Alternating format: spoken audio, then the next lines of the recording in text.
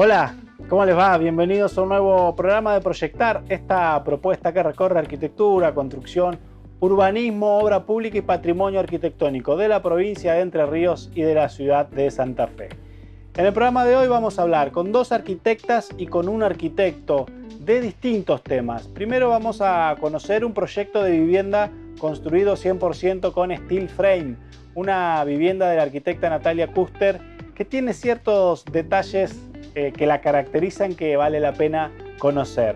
Luego vamos también a detenernos en la historia de la Escuela Normal de la ciudad de Paraná, un edificio muy importante para la historia de la educación y también para la ciudad de Paraná, una institución que vino a cambiar mucho de lo que pasaba en Paraná allá por fines del siglo XIX. Vamos a recorrer con el arquitecto Olmos distintos detalles que tienen que ver con este edificio imponente que está en una de las esquinas principales de la ciudad de Paraná. Y también vamos a ir hasta la ciudad de Santa Fe a hablar del tema de patrimonio y cómo se está gestionando el tema del patrimonio en la ciudad. Una ordenanza que ya tiene muchísimos años que se está intentando cambiar para que la lógica con la que se tratan los edificios patrimoniales pueda abordarse de una manera más práctica, más llevadera para los tiempos que corren. Vamos a detenernos también en ese tema del manejo del patrimonio en la ciudad de Santa Fe. Esos temas en el Proyectar de hoy. Las siguientes empresas e instituciones presentan Proyectar. Centro de la Construcción en Seco. La construcción en seco por los especialistas. Delegación Entre Ríos de la Cámara Argentina de la Construcción. Construyendo para el desarrollo de la provincia. Vitrex, industrialización del vidrio, distribuidor oficial Basa y Blindex, integrantes de la red Ecoglass. WP Construcciones Especiales y Steel Frame, materializamos tus sueños. Nexo Aberturas, la línea más completa en aberturas de acero, aluminio y PVC. Banco de Entre Ríos, acá para vos.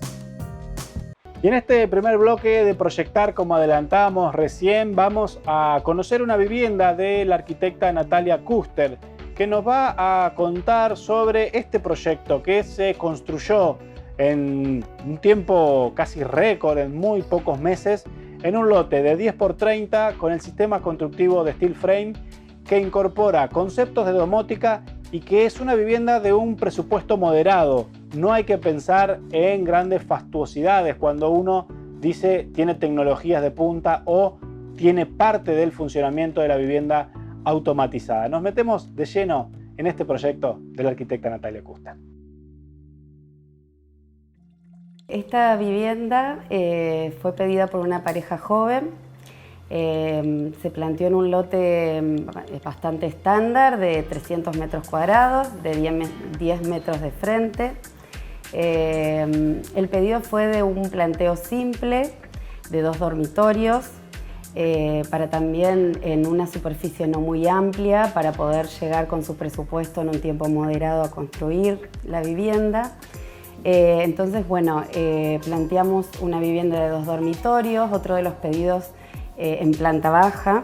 Otro de los pedidos específicos de los chicos fue que la integración de los espacios sociales de la vivienda, tanto estar, comedor y cocina. Ellos son de mucho cocinar y reunirse, entonces la vivienda tenía que responder a ese uso.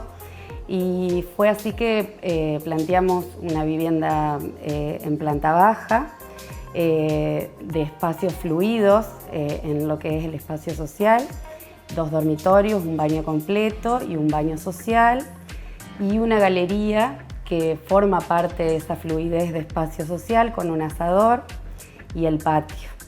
La cocina fue planteada con una isla muy amplia para permitir el amasado de pastas y demás que su dueña utiliza y está muy contenta, por suerte. Ellos hace 2 meses que están habitando esta vivienda. Estrenaron año con vivienda porque se mudaron el 31 de diciembre. La vivienda tuvo 2 etapas, la construcción tuvo 2 etapas bien marcadas por el presupuesto que se iba teniendo disponible.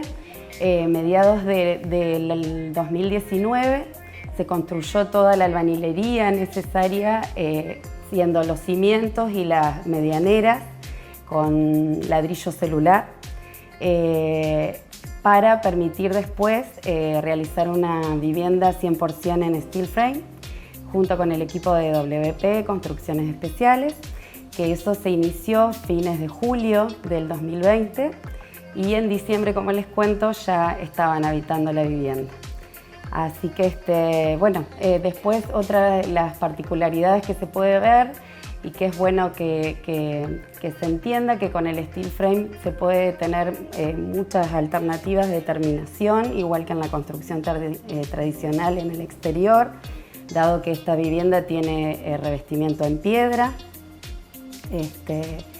Y bueno, también en sí la construcción se aisló también con celulosa de papel, que bueno, los chicos mismos han manifestado que les tocó enero para estrenar su casa, el muy buen confort térmico y acústico de los espacios.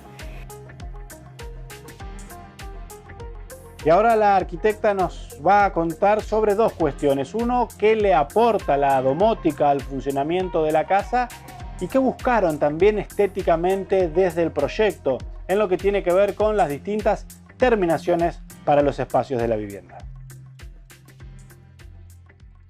El dueño de la vivienda es informático y trabajó en la vivienda toda la domótica de la casa, que es muy importante y que ya le dijimos que los vamos a tener en cuenta para ofrecerles a otros clientes, porque no necesita nada tan específico en la construcción en sí. Son algunas cajas de electricidad a tener en cuenta, algunos espacios para algunos elementos, digamos, que trasladan esas señales y demás. Pero la verdad que es fantástico porque ellos con el celular apagan todas las luces, prenden, pueden estar de viaje, más allá de la alarma que en este momento también se puede manejar de esa manera. Bueno, infinidad el tele se puede prender, o sea, artefactos eléctricos y demás, que también ayudan a la seguridad de la vivienda, porque ellos, estando de viaje, pueden hacer como que la vivienda está en funcionamiento, digamos. En los materiales se buscó siempre líneas, o sea, el aspecto de la casa en líneas simples, rectas, con texturas como son la piedra y demás en lo que son los exteriores. Los colores que elegimos con los dueños son más en la gama de los grises, negros, que eran de su gusto. Tal es así que se eligió el mármol, el granito de la cocina en negro, los pisos en grises para también dar posibilidad el día de mañana a amoblamientos de color o no, o sea, también buscar dentro de una gama colores neutros que te posibiliten en los años de la vivienda poder ir cambiando y tener esa flexibilidad, digamos, de la estética que uno por ahí quiere ir modificando en su vivienda. Y otro de los detalles llamativos de esta vivienda tiene que ver con las mascotas que los propietarios ya sabían que tenían y por lo tanto pensaron una opción para que la salida y la entrada de las mascotas hacia el patio sea lo más natural y llevadera posible en el día a día. Para eso, una puerta diseñada específicamente para las mascotas. Otra particularidad que hemos personalizado en esta vivienda es incorporar a la arquitectura una puertita para sus mascotas. Digamos, en definitiva lo que quiero decir es que cada vivienda, digamos, se ajusta a sus dueños. La puertita específica para las mascotas, específicamente en este caso perros, son 4 mascotas. Lo incorporamos medio sobre la marcha a pedido del cliente, vimos que existían este tipo de puertitas y lo que posibilita funcionalmente es que uno no tenga que tener la puerta-ventana abierta. Si desea que sus mascotas puedan ingresar a la vivienda, también teniendo la posibilidad de cerrarla en el caso que uno desee que no ingresen, como también por seguridad.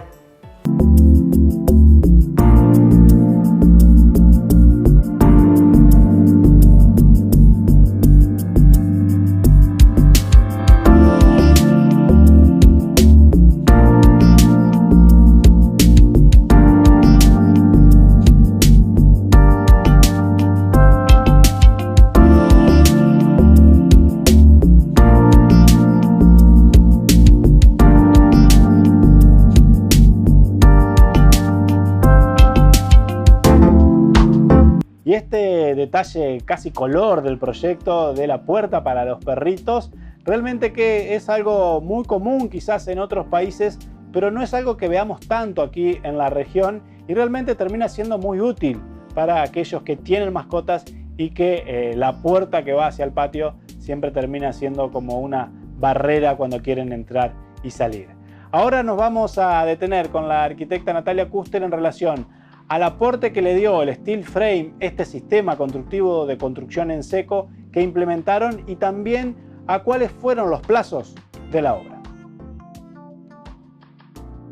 El Steel Frame es 100% esta vivienda de estructura de Steel Frame, inclusive la parrilla, que ustedes si la ven de aspecto no se da cuenta, pero está todo 100% en Steel Frame, en estructura de steel. Eso posibilitó agilizar mucho más los tiempos de la obra. Generar estas aislaciones con celulosa y demás que también brindan el mejor confort térmico y acústico de la vivienda. Se inició a fines de julio y mediados de diciembre la parte de... eso fue toda la etapa terminada, porque también están las terminaciones que es más albañilería o terminaciones que igualan con lo tradicional. La estructura en sí, en 2 meses, con la carcasa y demás, estaba terminada.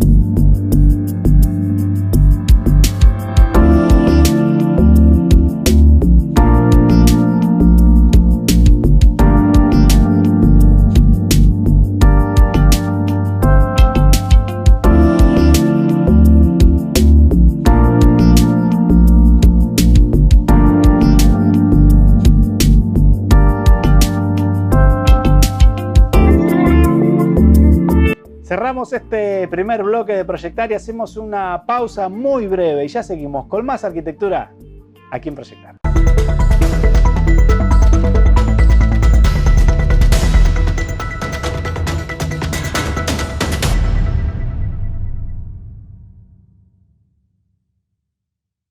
Cámara Argentina de la Construcción, Delegación Entre Ríos, desde 1959, construyendo para el desarrollo de la provincia. Encontranos en nuestras redes sociales.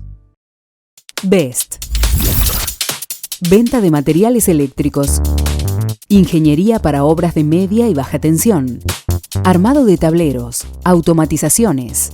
BEST. Distribuidor oficial de Schneider Electric, Connex2, STEC, Phoenix Contact, Finder y Tecnobox.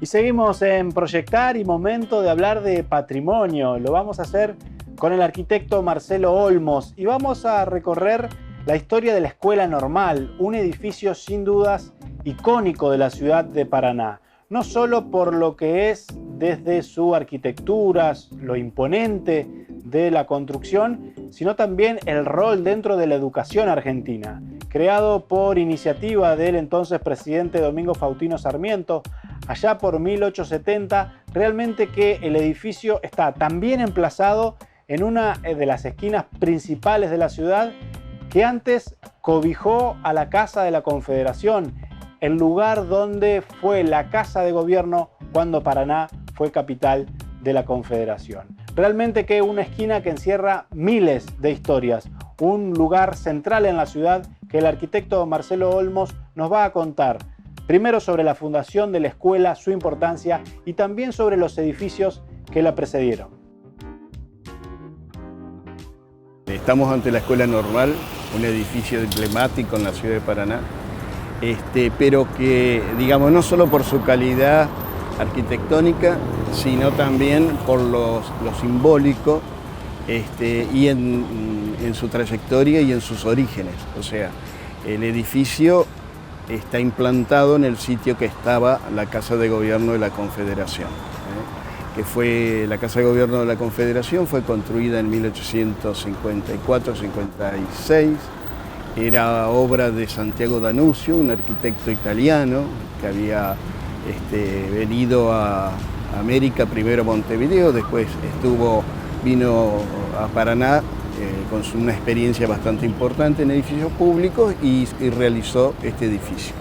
Cuando la capital confederal es abandonada, años después se lo destina a escuela, concretamente la Escuela Normal, esta institución célebre durante mucho tiempo, que se funda en el año 1871, es el decreto de Avellaneda que la funda, pero en realidad mucho antes, un año antes, empieza ya a organizarse en el viejo edificio.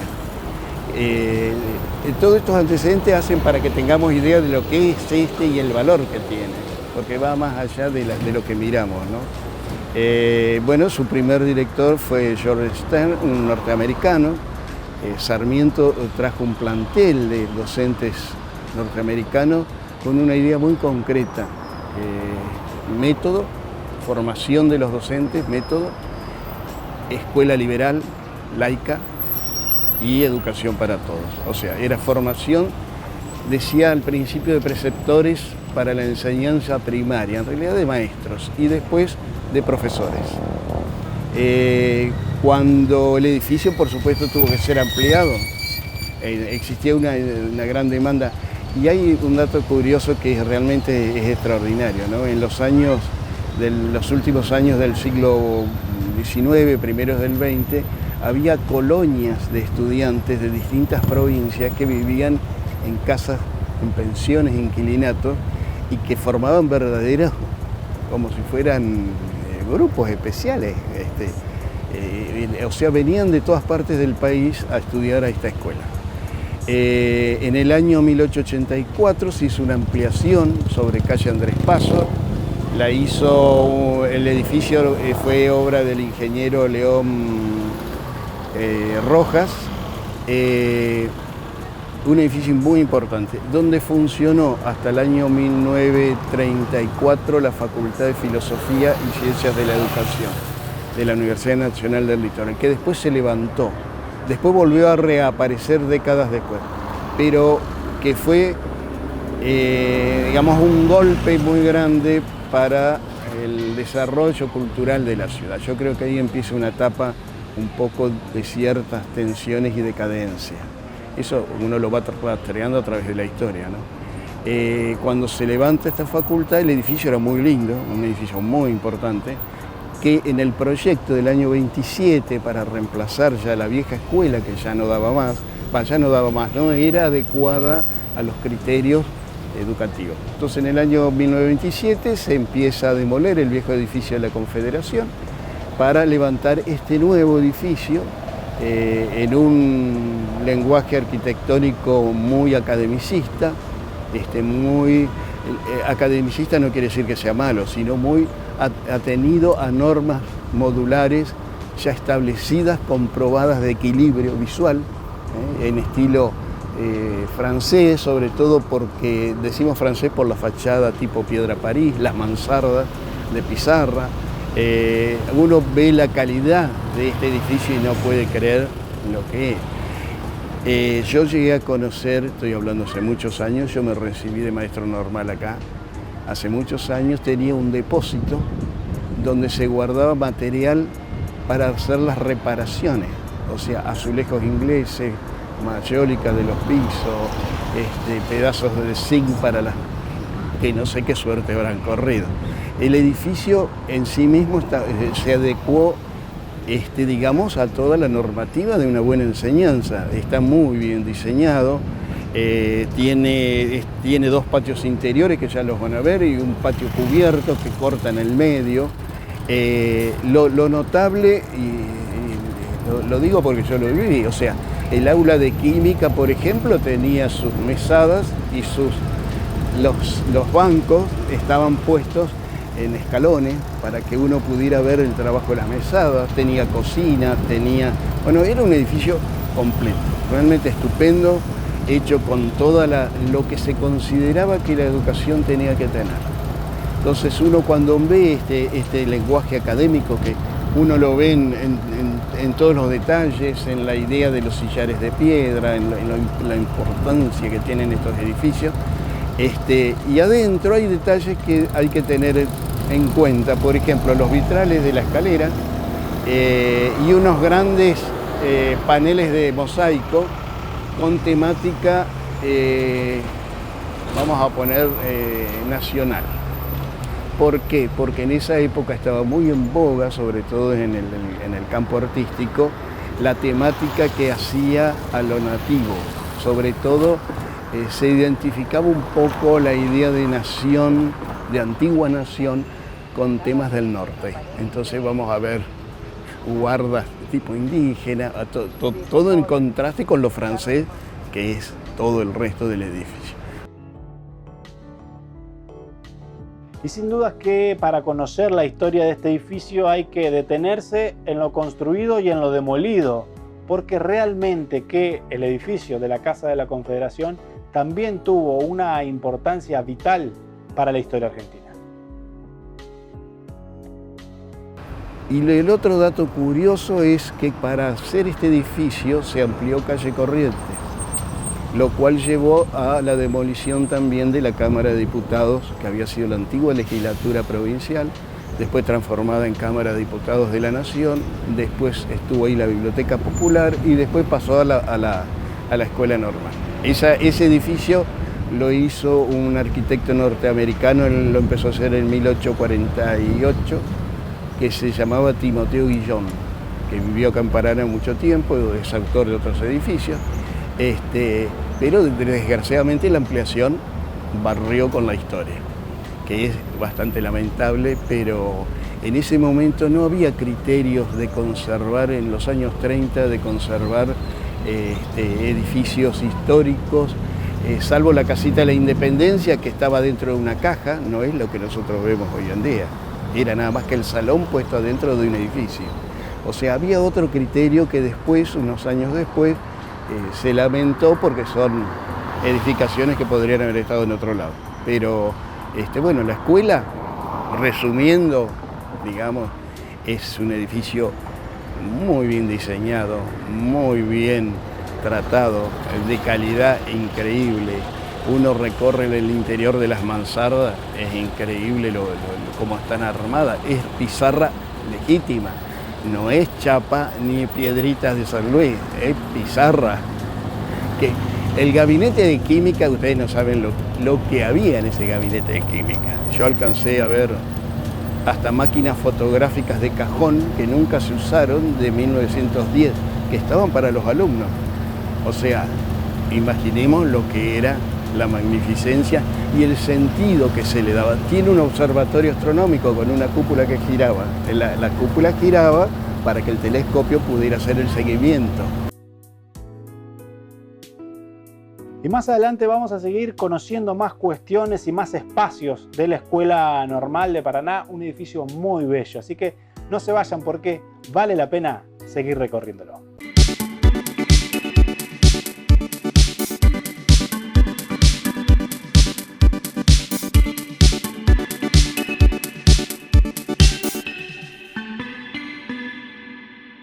Centro de la construcción en seco, cielos rasos, tabiques, revestimientos, steel framing. La construcción en seco por los especialistas.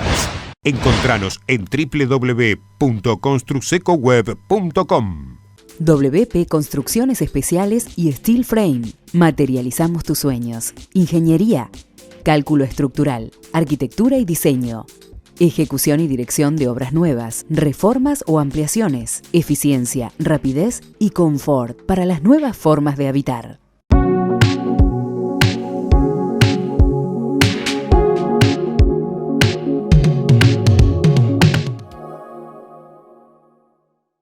Tercer bloque de Proyectar y seguimos hablando de patrimonio, pero ahora desde el lado de la regulación y el debate que implica la gestión de las obras patrimoniales en las ciudades. Vamos a detenernos en el caso de Santa Fe con la arquitecta Laura Bertuzzi, docente e investigadora de la Facultad de Arquitectura, Diseño y Urbanismo de la Universidad Nacional del Litoral, especialista en el tema de urbanismo y patrimonio. Cómo gestionar estas obras, estos espacios que son vitales por la historia que cuentan y también por el valor que tienen en el presente y hacia el futuro. La ciudad de Santa Fe entra en un momento de debatir la ordenanza 10.115, que es la que regula el patrimonio. De una visión genérica se va a pasar a algo más específico. Esa al menos es la idea de esta iniciativa que ya tiene tratamiento en el Consejo Deliberante. La Municipalidad de Santa Fe viene recuperando una serie de trabajos que se han hecho. Puedo citar entre ellos el inventario de Santa Fe de las 200 obras de arquitectura.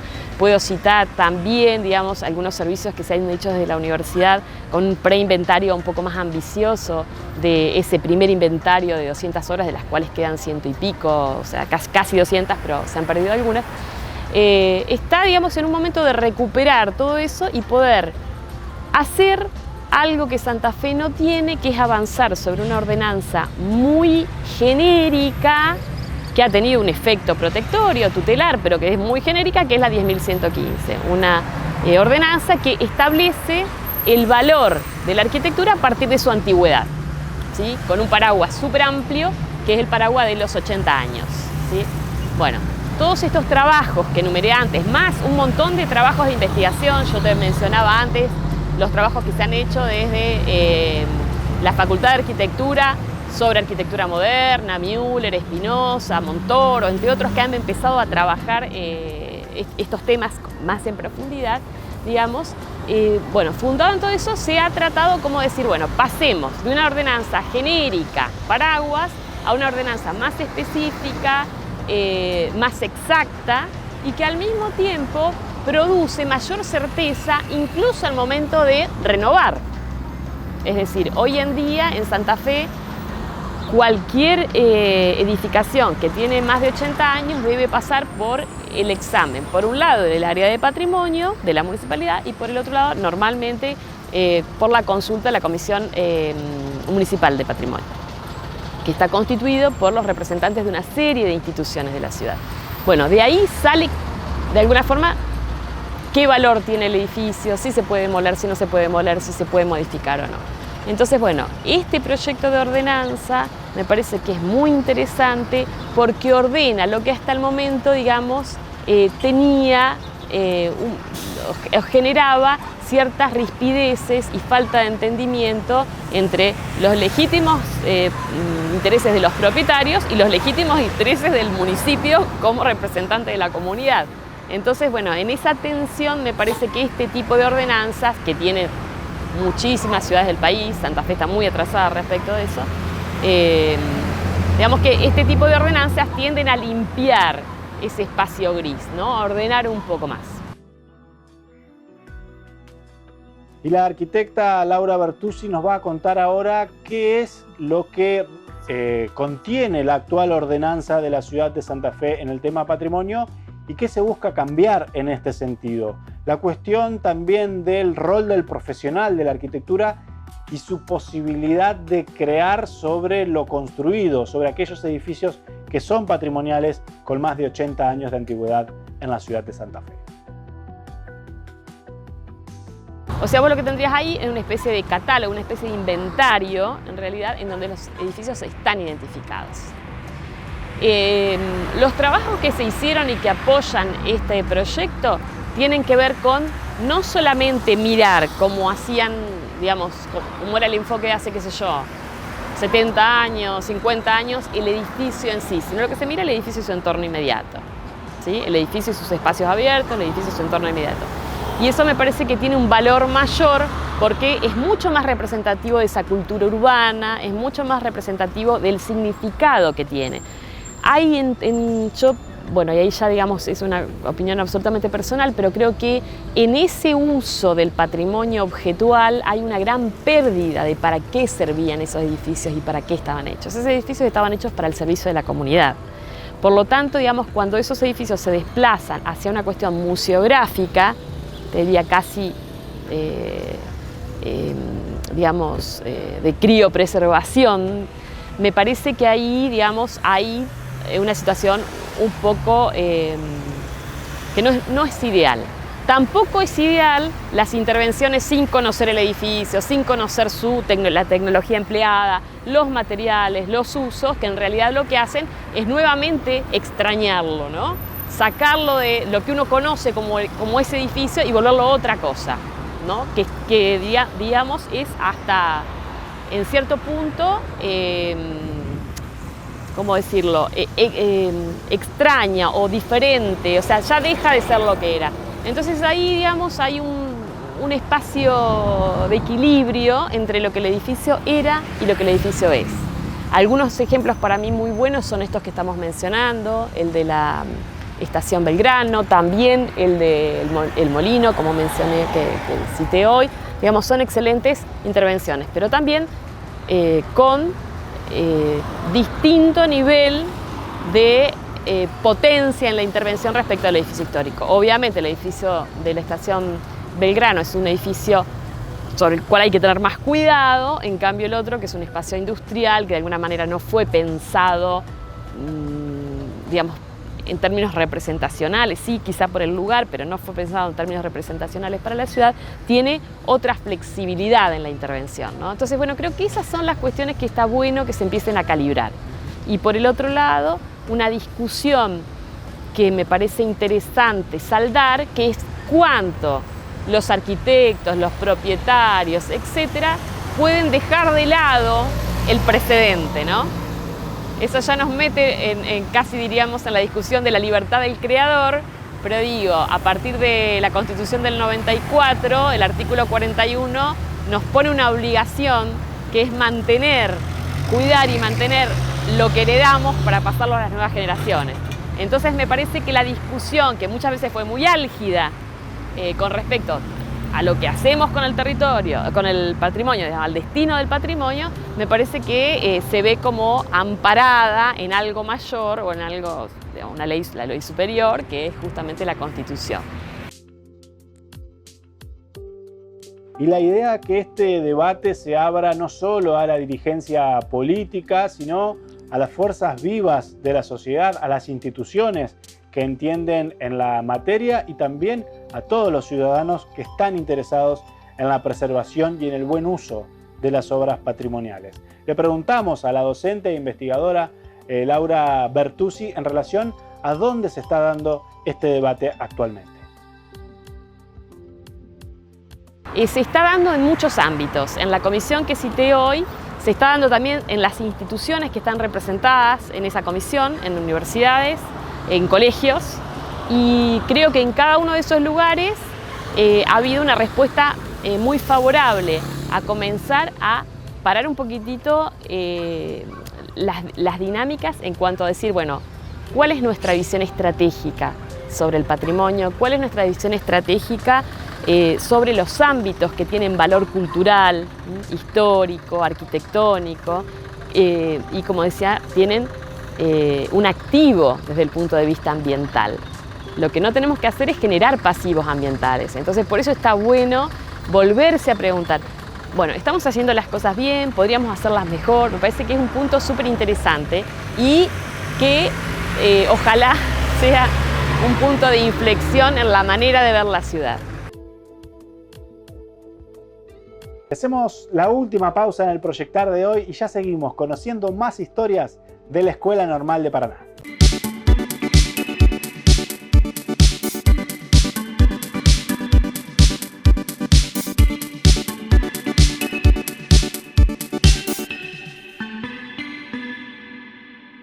Cámara Argentina de la Construcción, Delegación Entre Ríos, desde 1959, construyendo para el desarrollo de la provincia. Encontranos en nuestras redes sociales.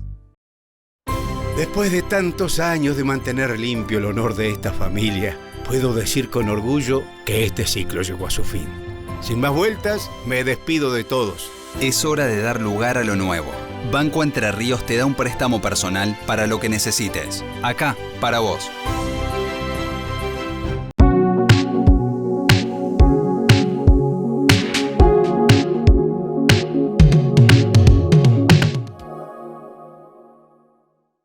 Último bloque en el Proyectar de hoy y vamos a seguir recorriendo la Escuela Normal con el arquitecto Marcelo Olmos, especialista en patrimonio arquitectónico, que nos va a contar distintas historias de este edificio que fue la primera escuela normal del país y también allí funcionó el primer jardín de infantes de la República Argentina. Sin dudas, un edificio icónico para la ciudad y también central en lo que es la historia de la educación argentina. Nos va a contar el arquitecto Marcelo Olmos en relación a los espacios en el interior, donde tenemos que detenernos para observar la belleza arquitectónica que tiene no solo su fachada, sino también el interior del edificio. Las escaleras son muy importantes, son ese enlace entre la planta baja y la alta, pero hecho con un enorme nivel, la sensación de que entras a un espacio muy jerarquizado. O sea, era la escuela. Era una escuela que formaba docentes que iban a formar docentes. Entonces, la jerarquía que tenía esas grandes escaleras, me acuerdo que había unos nichos donde había las copias de unos bustos de Séneca, Aristóteles, no sé qué habrá sido de su vida. Era realmente importantísimo, y ese patio cubierto que está entre los dos patios abiertos, pensado como un lugar de reunión y de gimnasia, era para que aún con mal tiempo se podría, y cuando uno lo ve, ¿no es cierto?, con sus largas líneas de columna, es realmente un espacio precioso. Y el salón de actos es espectacular, realmente hay que pensar. 1930, creo que se terminó en el 36, por ahí 37. Hay que pensar lo que era la calidad de ese espacio destinado a la educación. Y el arquitecto Olmos lo detalla muy bien, este edificio academicista, muy equilibrado en su arquitectura, tiene también en su interior parte del mobiliario de lo que fue la Casa de la Confederación, un edificio demolido, pero que también encierra gran parte de la historia grande de Paraná. El edificio, ¿sabes qué conserva? Acá en la esquina de Corrientes, donde está el despacho de lo que sería el antiguo rectorado del profesorado, y ahora creo que es el decanato de la Facultad de Humanidades, conserva, por ejemplo, una chimenea de la Casa de la Confederación y algunos muebles, algunas sillas. O sea, hay cierta como continuidad, digamos, en el espacio. Pero realmente es un edificio fantástico, hay que ver las proporciones. Cuando uno mira, está perfectamente equilibrado, no hay nada que, digamos, que uno piense está de más. Está de más. Y a su vez tiene, si bien un estilo muy clásico, uno piensa en esa época ya la arquitectura ya transitaba otros lenguajes, mucho más simples, ya había aparecido el racionalismo, pero digamos la necesidad de darle importancia y majestuosidad a la educación requería de estos edificios, porque estos edificios eran los que se miraban como verdaderos palacios. El palacio no es solamente la idea de vivir bien, sino la idea de la majestad. La majestad es esto hacia arriba. Y ahora el arquitecto Olmos se va a detener en distintos detalles y símbolos que jerarquizan la arquitectura de la Escuela Normal. todo hace a un universo simbólico que existía. Hoy día ya, no sé, te diría que ya la gente no tiene idea, pero en 1930 la gente sabía qué significaba. Aún el tipo común sabía qué significaba. Entonces semejante edificio, mira, yo lo he estado investigando por otro trabajo. Vos lees los diarios de la época y es admiración, la gente está choqueada en la ciudad, está choqueada. Es realmente una maravilla lo que se está haciendo, las rejas son imponentes, las puertas, las carpinterías que tiene, realmente los baños. Cuando yo venía a la escuela normal, te estoy hablando años 64, 65, los baños eran los originales. Los originales, no era una cosa reparada, no sé ahora cómo están, pero era todo azulejo inglés, toda la parte de los artefactos. Ojo, no digo que sea inglés porque sea mejor, sino que se importaba lo mejor. En la Argentina no había todavía ese tipo de producción, pero se importaba lo mejor. El jardín de infantes, los muebles eran adecuados a los chicos, o sea, eran pupitres bajos. El mobiliario era el clásico pupitre de roble con hierro, con los tinteritos. Yo conocí los tinteritos de porcelana puestos ahí, que vos tenías que llevar en la tinta y ponerlo. Realmente cuando es bueno hacer un recorrido interior y ver los detalles de los pasillos, los detalles de los pisos, el blanco y negro elegido también, con un criterio de sobriedad, porque podrían haber buscado un mosaico, un piso calcáreo más decorado, no, se buscó lo sobrio, exacto, cuando vean los paneles cerámicos con su borde de hierro trabajado, o sea, con unos dragones arriba, una cosa increíble. Fue para romper la monotonía de los pasillos, de esos muros, para que el que entraba no se sintiera como agobiado, una nota de color. No, realmente eran edificios pensados no solamente funcionalmente, sino para decir la educación es esto. Y también este es un claro ejemplo de la arquitectura de equipo, una concepción que se dio allá por la década del 30, cuando se construyó el edificio definitivo de la Escuela Normal. No ya un gran nombre de un arquitecto prestigioso, de un arquitecto que vino a la Argentina de Europa, sino un equipo de arquitectos trabajando en función del proyecto. El tema de los profesionales lo busqué porque en realidad intervinieron varios, porque ya esto quedaba en manos de lo que era la Dirección de Arquitectura de la Nación, que era un organismo realmente extraordinario. Te digo, yo lo busqué en el archivo, hay un legajo de esta escuela que debe tener 500 planos. Entonces vos ves que intervienen un montón de profesionales, ¿viste? El que diseña la fachada, el patio, los pisos, esto, aquello. O sea, no podés decir es fulano, sino es un equipo, que es otra característica, son los equipos. Que en otro lado digamos, sí te puedo decir lo de León Rojas, porque en esa época todavía el arquitecto era uno. Después fue evolucionando, sobre todo lo que es la obra pública, hasta conformar equipos. Que te digo que cuando vos entras a ese archivo no podés creer el trabajo que se hacía. Yo no sé si existe hoy día ese tipo de trabajo.